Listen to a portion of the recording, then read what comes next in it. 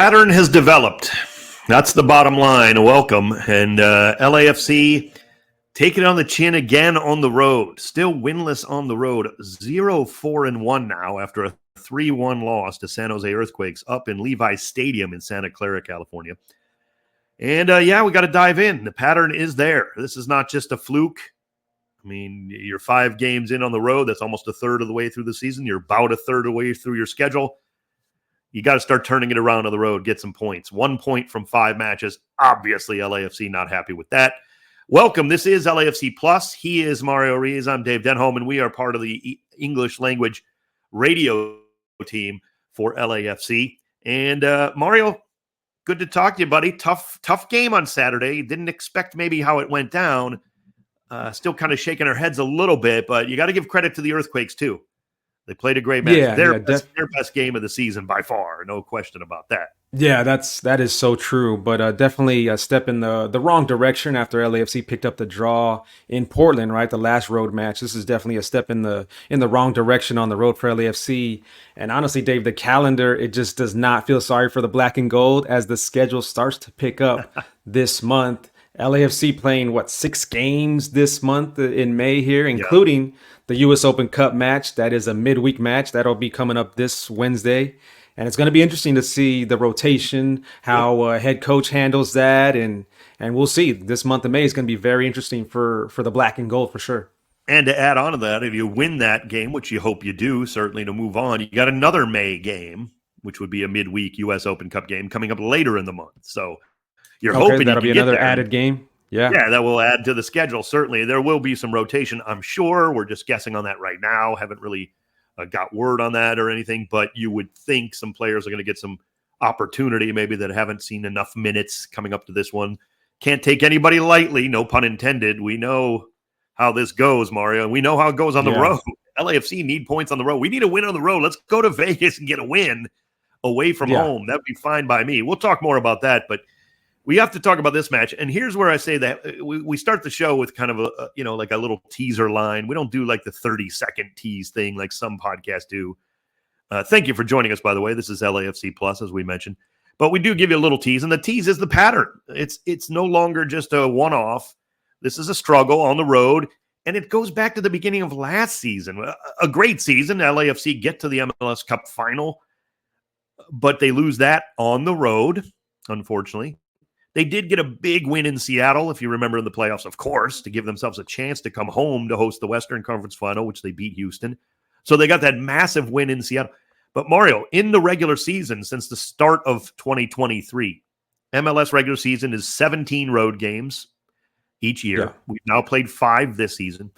LAFC's record in the last 22 road games, starting from last season in MLS regular season play, 4-10-8. That's, as everyone would tell you, including Steve Cherundolo and John Thorrington and Larry Friedman, that's not good enough. You got to do better than that on the road. It's 20 points from 22 matches. So that's not a good enough pace. And being sharper in the box, especially on those set pieces, continues to be an issue, I think, for LAFC. And that I'm sure will be addressed again and worked on at training this week. But I want to say you got to give it up to Christian Espinoza, who played a tremendous game over the weekend against LAFC. A great assist on that pass. And then he also had an Olympico goal, right, with a little help from Denis touching that. But also, Dave, the thing that me and you kind of talked about just very briefly before the game even started on Saturday was how much of an impact does playing at Levi Stadium have on this match? San Jose has a huge advantage playing in front of an NFL-sized crowd. 45,000 almost. Certainly, I think their regular stadium holds like 18. 18,000, Mario, whenever we play them in the regular stadium, which hasn't been often, we didn't do it last year. Or, well, I should say we did, but one game is always in Santa Clara. This year, we happen to have 2 home games against San Jose. So their one home game, they still put it in the NFL stadium, right, because of the rivalry. Mm-hmm. We even heard Amal Pellegrino commenting about how it's a derby, which I don't think LA feels that way, frankly. Maybe they should, if I'm being honest. We better start thinking that way because San Jose's played us very tough, no matter how terrible they are, which they have been. They somehow give LAFC their best go every time, home and away. Quite frankly, they give it time, lately in BMO Stadium. But yeah, I'm glad you brought it up because it does seem a little unfair if you're just, hey, every year when you play LAFC, you can put it in this big stadium and draw double the crowd and get a better home field advantage, seemingly. That shouldn't be the case. You should, maybe once in a while you want to put a game in there, Mario, or when you host us twice, every other year, maybe, I guess you can put one of them there, but that just seems... Yeah, that's 2 years in a row against the Black and Gold, and you best believe that they're going to try to do that again. San Jose is going to try to do that again next season. Yeah. Now I can maybe hear even a playoff game. The fans listening. I can hear you listening going, who cares? You should. Yes, it's not an excuse in terms of losing a match. You got to go up there and win. Right. But just in principle, unfairness. It doesn't matter if it's LAFC or the Colorado Rapids don't have to play there. Right. But people will then say, though, oh, you get to play them 3 times, though. And they're terrible. Well, yeah, but we also have to play the Galaxy 3 times, and the Galaxy are a lot better than they have been lately. So that stuff does even out. I get it. It's just the principle of they don't ever host other, they host the Galaxy and LAFC in that stadium. So they get a home field advantage often. Well, they don't host other Western, they don't host Austin there. You put them back in that 18,000 seat stadium that has no energy half the time. No disrespect to the fans who really try there. They have some good fans, but you get what I'm saying? Like, it's not a home field advantage in that little 18,000 seat stadium. We take that thing over most of the time. The 32-52 is louder most of the time. Yeah, and that's obviously what they're trying to stay away from. They don't want that to happen. Exactly. And any MLS game is a tough game, right? Anybody can win on any particular MLS game. But then going out on the road, it's that much tougher. And then if you're going out on the road to a huge NFL stadium, it's just that much tougher. That's just all I'm saying. That's just the point that I wanted to make. I like it. I don't disagree. Again, people are going to throw it at us. Don't make excuse. We're not. The LAFC deserved to lose. San Jose deserved to win. They were the better team, no doubt. We'll get back to that in a second. It is the episode 10 contest phrase of the week, though, and that is jump for LA Football Club. That's the phrase of the week, jump for LA Football Club. And if you've been following along the last 3 shows, episode 10, 11, and now this is 12, you know that there's a phrase of the week hidden somewhere in each of those episodes. Go find all 3. You just heard the third one, jump for LA Football Club. You get all 3 of those by listening. Come back and find me on Twitter at Talk Soccer, one word, at Talk Soccer. Follow me there. On Wednesday, May 8th, coming up, the day that the LAFC plays Las Vegas Lights, depending on when you listen to this. Hope you're not too late, but should have listened early in the week. But on Wednesday, May 8th at 5 p.m. Pacific, 8 p.m. Eastern, depending on where you are in the country, I will tweet out the word contest. That'll be the whole tweet. At Talk Soccer on my Twitter feed. Be the first person to respond with all 3 phrases, and you'll win a pair of tickets to an upcoming LAFC match. First person, go listen. If you're keeping track, you're in good shape. Episodes 10, 11, and 12. We hit one phrase of the week somewhere in each episode at different times. Easy enough. Easy enough to find. Like, I'm not hiding them in the sense that you have to listen to every second of the, you'll find them. But get those 3. Come back to at Talk Soccer on Twitter. Wednesday, May 8th, 5 p.m. Pacific. I'm going to tweet out contest. Respond to that tweet with the 3 phrases. If you're the first one, you're going to win my pair of tickets, one pair of tickets, my season tickets to an upcoming LAFC match. I'll coordinate that with you on Twitter through DMs or what have you. But good luck with that.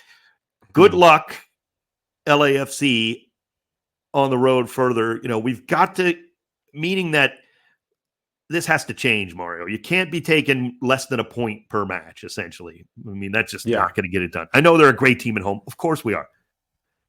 It's a fortress, almost unbeatable at home. But we see it at the top of the West. It's no coincidence, Mario. Every team, the first 5 teams in the West have at least 3 wins, and I believe Minnesota now has 4 road wins. So they all have at least 3 road wins. That's how you climb the table in MLS. And I referenced it briefly about the Columbus Crew, Mario, but think about it. We had to go on the road. That's the only reason we lost MLS Cup. I believe that. Columbus Crew are a fabulous team. Don't get me wrong. But if you're playing them at BMO in the championship last season because you had a better record than regular season, MLS champs 2 years in a row. I believe that. It does matter. These games do matter. It does matter.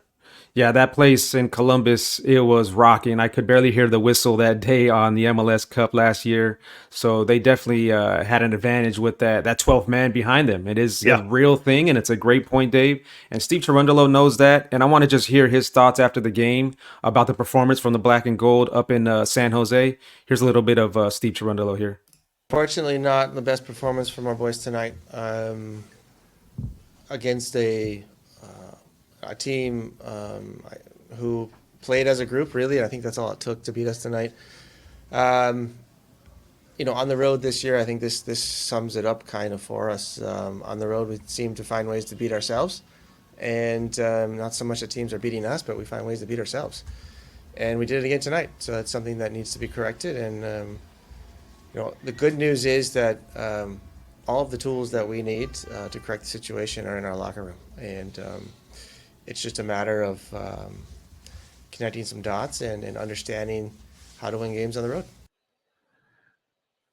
I can't disagree with anything he said, honestly. The pieces are here. We've seen it. Yeah, I like that part. I like that part where he said the pieces are here. We know that. Got to sharpen up. He's right. Yeah. The LAFC are kind of beating themselves on the road a lot of times, taking nothing away from, again, San Jose's effort was there. They deserved it.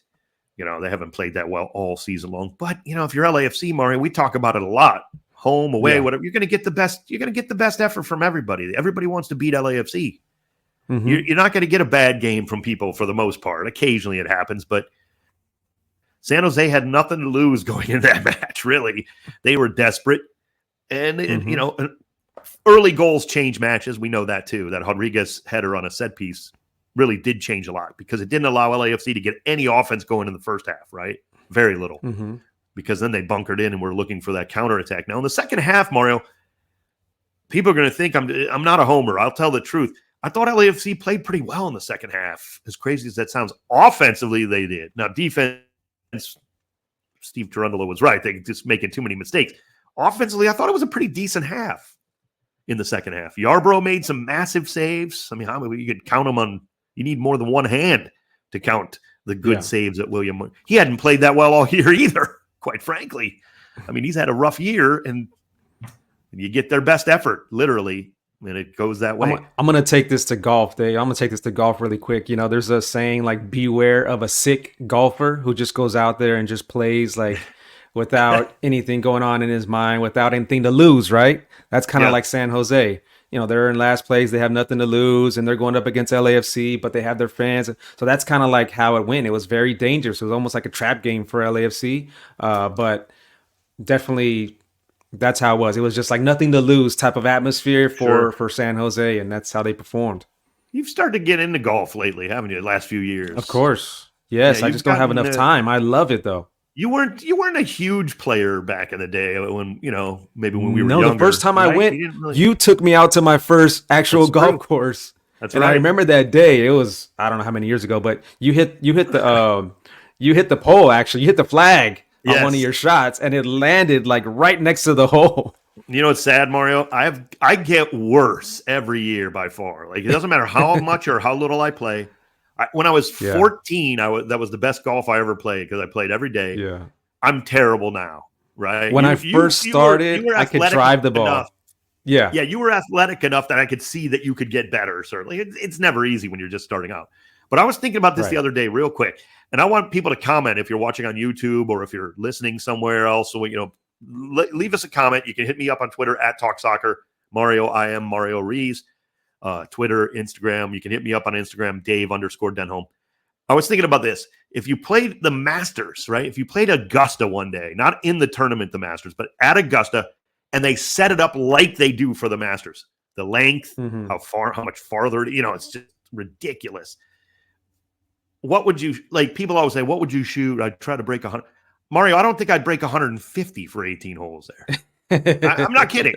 150. Yeah. If you had to putt everything, you took every stroke, no mulligans, play from where, play the no drops, no fixing your, lie and whatever. 150, I don't think I'd break right now at a tough match. Golf is such a mind game, and a lot of sports is a mind game, right? You have to be mentally strong, mentally sharp. Yeah. And that's where we're bringing it back to this game here in San Jose.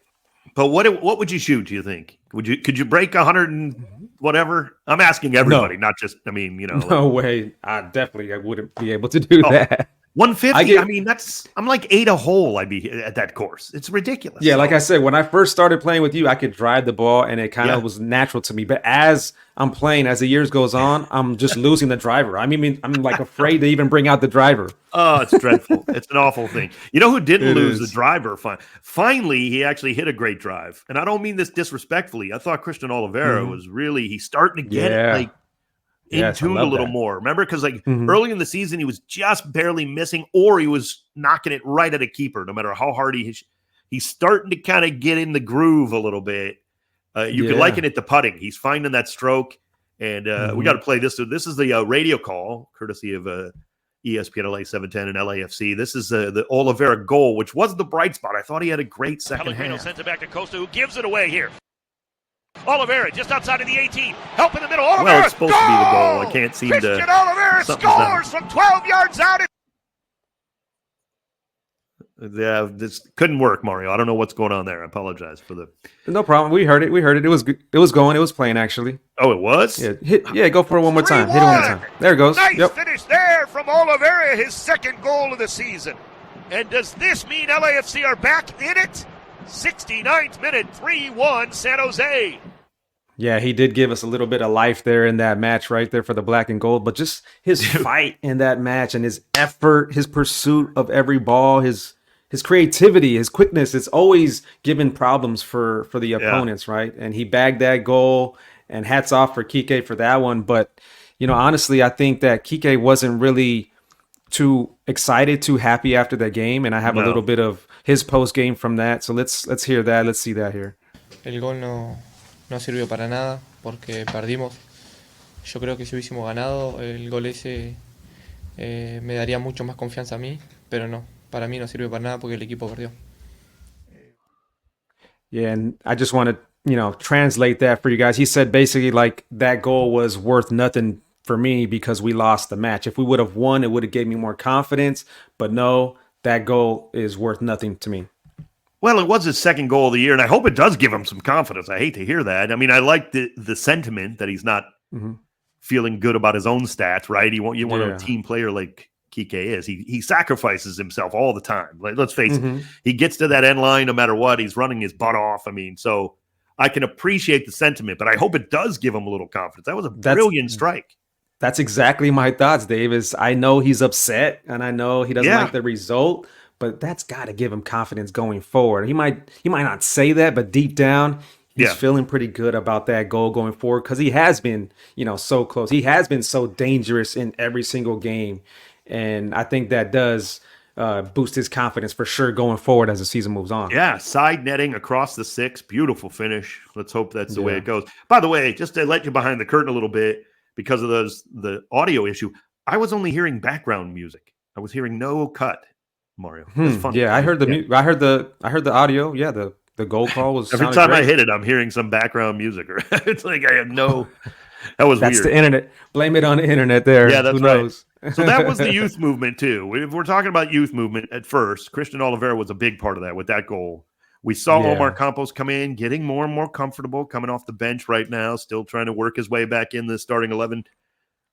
Maybe we'll see him. I'm speculating on in a game against Las Vegas potentially. Maybe Omar can get some more minutes.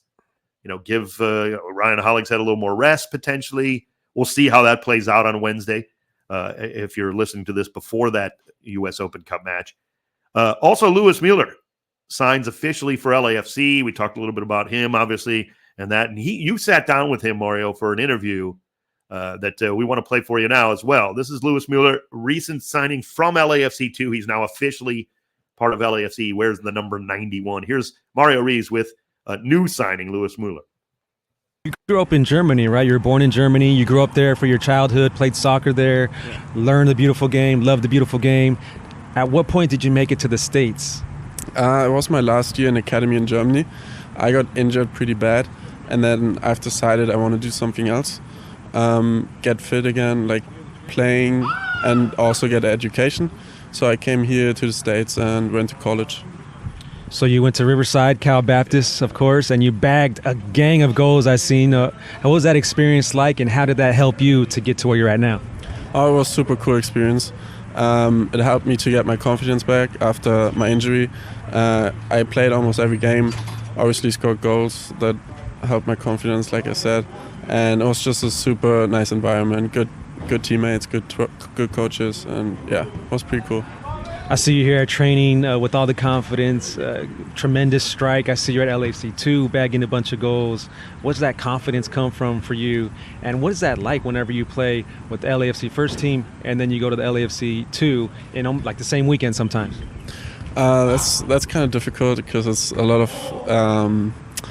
to take for the body. But I just try to prepare myself well for both games and do the best I can. And I love playing soccer, so I don't mind having 2 games on the weekend. So going forward in 2024, what's some of your personal goals here with LAFC? I mean, personally, I just want to help the team the best I can, be ready when they need me, whether it's in the first team or second team. I'm just going to stay ready and help the team the best I can. Love when hearing that. you ask a lot of the coaches, like Jordan Harvey or a lot of the coaching staff, they talk about him and that power and that confidence that he has, and it shows. We've seen glimpses of it in LAFC 2 and a little bit there in his few minutes that he had in his debut with LAFC's first team. Yeah, great stuff, Mario. A man who doesn't lack any confidence as we move on to the Let Him Cook segment, and now part of the Plus of LAFC Plus. Yeah, you don't leave Lionel Messi open. We have to start talking about him right off the bat. Breaks records. Seems like every time it goes out now, he does it again. 1 goal, 5 assists in a 6-2 thrashing over a pretty tough New York Red Bulls team, albeit this one was in Miami with Lionel Messi available. But now I'm pretty sure he's got 30 goals and 30 assists already. No, I'm kidding, of course. But 5 assists breaks a record. 6 goal contributions in 1 match, Mario. That breaks a record, of course. And the let him cook portion was, if you didn't see the assist he gave to new signing, Matty Rojas, relatively new signing, right? Oh, yeah. My goodness. It's a cutback pass. And Rojas himself said, I just continued my run and I thought I had no chance. I'm paraphrasing. He basically said, I was not expecting the ball back by any means. He just goes running into traffic. Somehow Messi sees it, cuts the pass back. I mean, dude.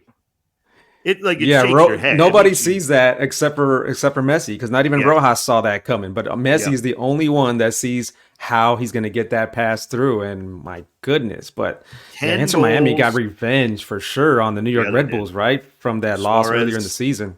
Yep, Suarez picks up a hat trick. Messi with 10 goals now, 12 assists. Mario, I mean, that's just insane. And in all of 600 minutes, he's getting a goal contribution. Someone was talking about it. It's something like in the 30s minutes, like every 30 plus minutes or whatever it is. And I mean, that's absurd. He just makes anyone in a pink shirt play like an all-star. Like if you have a pink shirt on this year, you are probably going to have a career year, because Messi makes everyone else that much better. It's just amazing.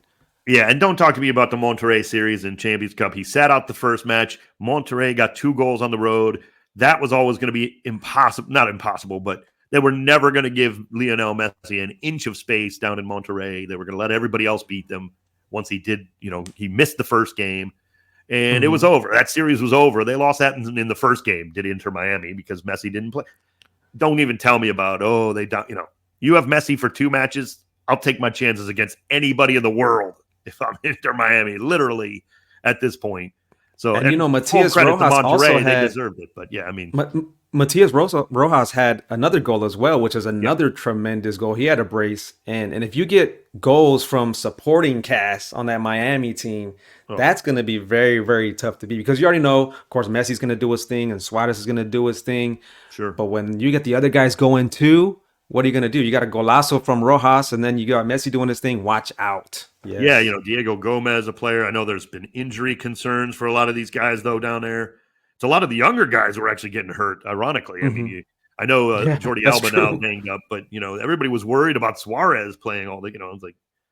It still is a long season to go, that's for sure. True. Yeah. But Rojas, a guy like Matias Rojas, you look at him and you think, oh, Miami's bringing in all these kids. Well, he's 28. Like, he's a veteran. But Yeah. he can still, this guy knows what he's doing. I mean, he's a great player Mhm.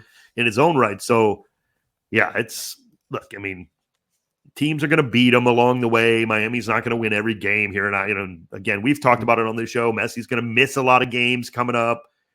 The record that Carlos Vela set with goal contributions may still be not attainable, frankly, as crazy as that sounds, since he has 22 already, does Messi. But Yeah. Vela did a whole year, 49 goal contributions. That's still a long way to go over the course of Yeah. a season. So we'll see. I mean, Messi is Messi. No doubt about it. He can do it.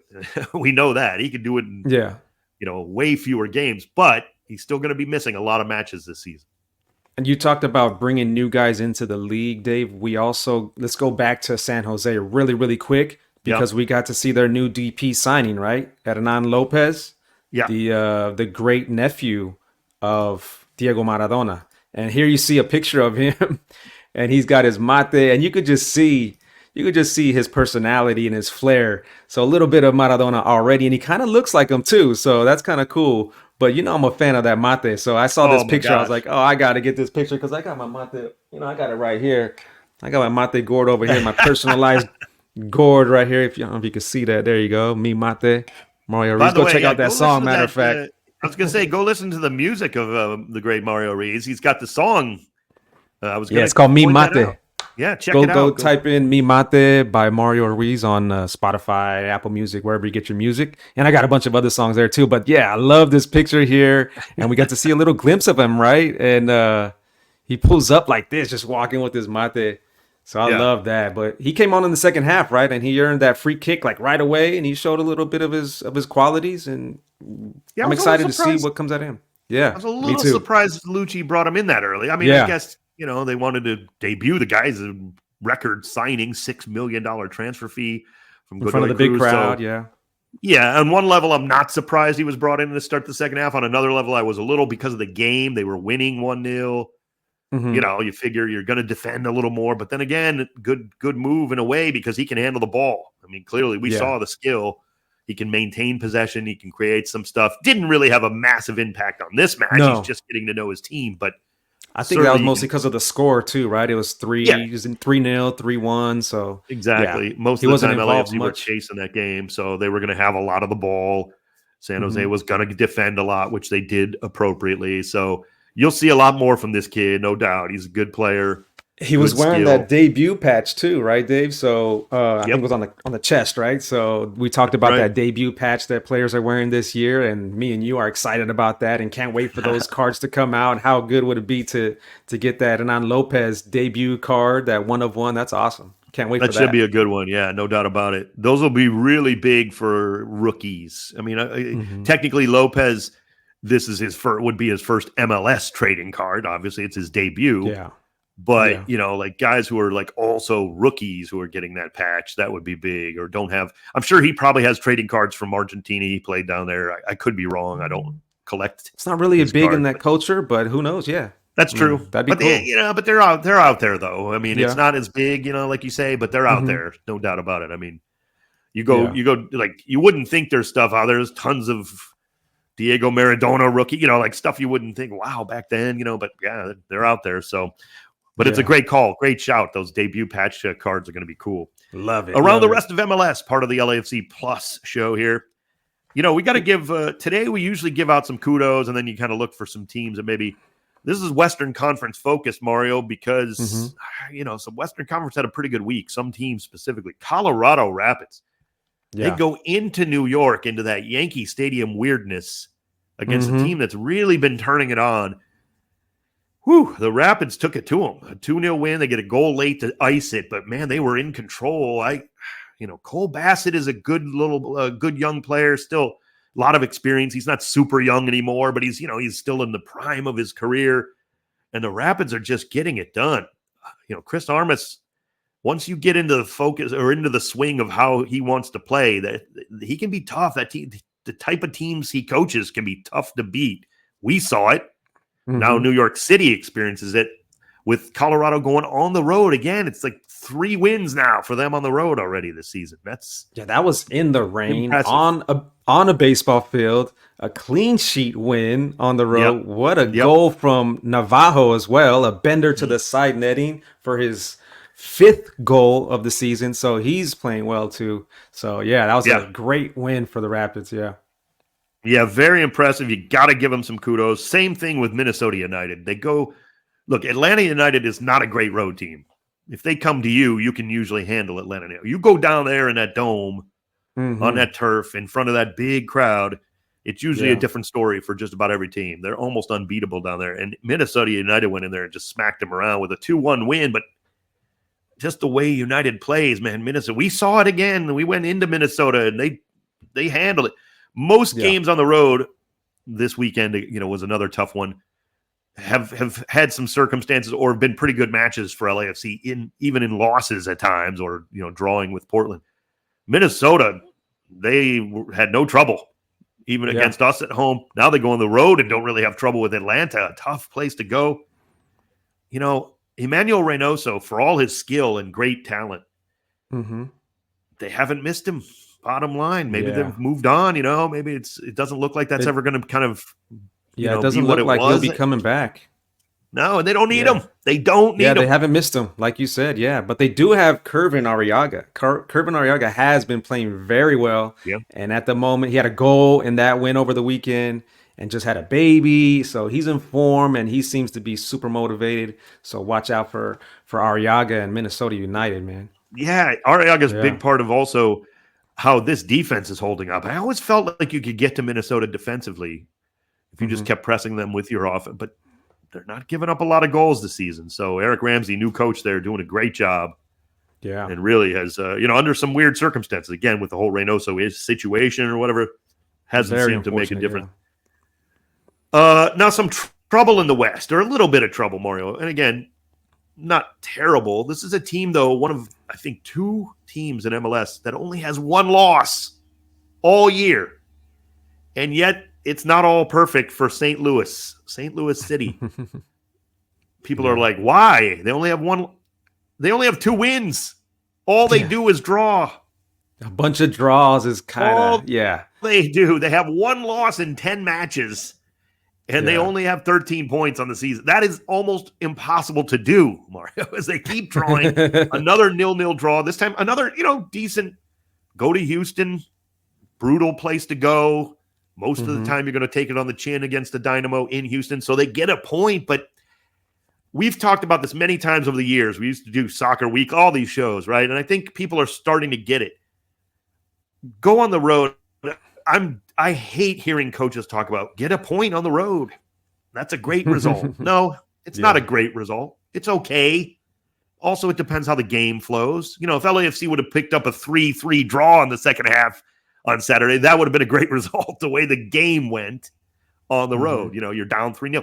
But no, don't just say, oh, we want to go on the road to get a draw. You know how many points that is out of 17 games? Yeah, 17. That's not enough. You go get some wins. The calendar's kind of been tough for St. Louis early on, right? They've already played RSL twice. We know how great they're playing at the moment. They played the Galaxy, who's off to a good start. They've had 2 Conca Champions matches earlier in the season that were mixed in there. So dreadful, a lot of the effort was put in. Yeah, a lot of effort was kind of put into that as well. So could there be a little bit of hangover from all of that? Maybe. I think we might be seeing that. We saw it towards the end of last year, though, too. They certainly got off to a flying start, and they deserved all their success. They're building a great club there. We don't want to take anything away from them. They got a good future. The fans are incredible. Fans have a lot to look forward to, and they still will. But it's typical with a young team in MLS, right? The second season, that little hangover potentially didn't happen with LAFC. We happen to have one of the best seasons of all of MLS history.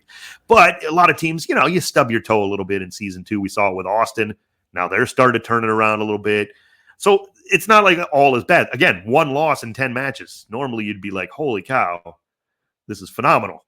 Even if you drew 5 of those, you still should have way more points than 13 points from 1 loss. And they got to find ways to win because, again, you can scrap and claw, get some draws every now and again. No shame in that. When maybe you were supposed to lose a match, you get a late. That's great. But they just don't seem they're missing what they had last season, that kind of heroic goal. Joao Klaus would find a way, or Leuven somebody would make just some crazy goal out of AZ Jackson would make a play. Pompeu's a nice play. They got talent, but I just wanted to point out, like, you in MLS, and it's not just St. Louis, you got to go for wins. You have to get the 3 points, home, road, wherever. Don't be playing for these draws. It will bite you in the long run, because the problem is you'll probably get a lot of them, and you need wins. So enough of that rant. But what are your thoughts on St. Louis overall? You still feel confident about them? I mean, you seem like you're still high on them, though, as a team. Am I reading you wrong? Maybe for the regular season, I think they can get it together, and I do like Roman Berkey of course. But last year, I think you and I were spot on when we said wait till the playoffs, and we saw the early exit from them too. So I'm still kind of up in the air, but I think they definitely have a chance to be towards the top of the West. But then again, that playoffs will come around, and I don't know if they have enough to make a deep run into the Western Conference playoffs. Yeah, and it's not a matter of well, they've got a bunch of injuries. This is how they build their team. This is their philosophy. It's not to spend huge money on an individual player. Well, okay, this might be what you get if you build like that. Now, again, last year, tremendous start, kind of covered over a lot of that. And maybe they're feeling good about themselves, behind the scenes, like, oh, look at us. Like, look at how we're building this team. We have no superstars. We're going to build it. I don't know. Talent usually takes you a long way in professional sports, Mario. We know this. True. In all sports. Yes. So we'll see how it plays out. Again, not off to a bad start, but yeah, they need something. Let's just put it that way. LAFC, well, they need a victory on the road. Let's go get one on Wednesday. Coming up at Las Vegas Lights, U.S. Open Cup round of 32. The pregame at 7 p.m. on ESPN LA 710 and the ESPN LA app, which is a tremendous app. Mario, your thoughts on this? Obviously, LAFC affiliated previously with the Lights as like a minor league affiliate. Now they're on their own in USL Championship as LAFC have, the whole league went to the MLS Next Pro, kind of set up the Lights under owner Jose Bautista. Pretty cool little angle there. Play at Cashman Field. Interesting match. No, that's, get the win on the road any way we can is my philosophy. Win and move on, right? I mean, let's just get it done. Well, the first thing that comes to mind for me is big picture, right? Is let's get into the CONCACAF Champions. Let's win this U.S. Open Cup. Let's raise this trophy and jump into that CONCACAF Champions tournament. And then secondly, I just think about it's a chance to see some of the younger talent, because we know sometimes there's rotation when it comes to these matches. And LAFC have strong young talent, as you know, with LAFC 2, who is in first place at the moment, might I add, which is great to see. So will we get to see Müller, who we just had an interview with? Will we get to see more of Dueñas, Tomas Angel? Who knows who comes into these matches? LAFC have talent that are young with LAFC too. Let's bring them in there. Let's put them on the big stage. Let's see what happens. I love to see that. Yeah, especially too with Vancouver, by the way, coming up on the weekend. That's the next match we'll talk about. Saturday at BMO Stadium, 7 p.m. for the pregame. Again, ESPN LA 710 and the ESPN LA app. This is a big one. So you have, you got that weekend, and there hasn't been much of this going, to begin the season. We haven't had a midweek game, so everybody's rested, and, people who are completely healthy are in good shape. There's no worry about that, so to speak. So, but when you have a Vancouver team that's 3 points ahead of you in the standings, and they're a very tough team, you're at home where you haven't been beat. Vancouver is not afraid of anybody. They'll punch anybody in the nose on the road even. So it is going to be a tricky match. Steve Cherundolo and his staff have decisions to make here, right? Do you just kind of, let's focus on the Open Cup and get that win no matter what? Do you go strong for that? Obviously, LAFC want to win every tournament we're in. Yeah. Or do you kind of also have to do it with one eye on a very difficult match coming up on the weekend? Yeah, in Vancouver, they had a really good game over the weekend against Austin. They weren't able to pull out the win, weren't able to pull away with the 3 points. But this is a team that is playing together. They don't really have a dominant superstar, but they are all on the same page, pulling together. So it's going to be a very tough match. And like you said, they're right above LAFC in the Western Conference standings. So this Saturday, BMO Stadium is a match with huge Western Conference implications. That's for sure. Yeah, no doubt. So let's get two, right? Let's get two. I'm going to get selfish and greedy this. Let's get 6 points. One of them was obviously a knockout game in the U.S. Open Cup. Let's move to the round of 16 there, and then finish up the week on another high note on Saturday, pounding Vancouver and really just keeping that home field advantage, which LAFC, of course, still unbeaten at BMO Stadium. LAFC Plus, episode 12, Mario. It's in the books. Another great episode, brother. Good stuff, as always. Yeah, thank you. We'll talk again this Wednesday, right? Yeah, well, we will. Again, pregame 7 o'clock, ESPN LA 710 and the ESPN LA app for the U.S. Open Cup round of 32, LAFC visiting Las Vegas Lights. That's going to do it for LAFC Plus. He's Mario Ruiz. I'm Dave Denholm. Thank you so much for listening. If you're on YouTube watching the show, we appreciate all the support. Hit us up. Leave comments. Give us a thumbs up on YouTube if you're there. Thumbs up on all the other platforms. Leave reviews. We appreciate all the support so far for LAFC Plus. Mario, have a great week, buddy. Yeah, Dale Black and Gold. Let's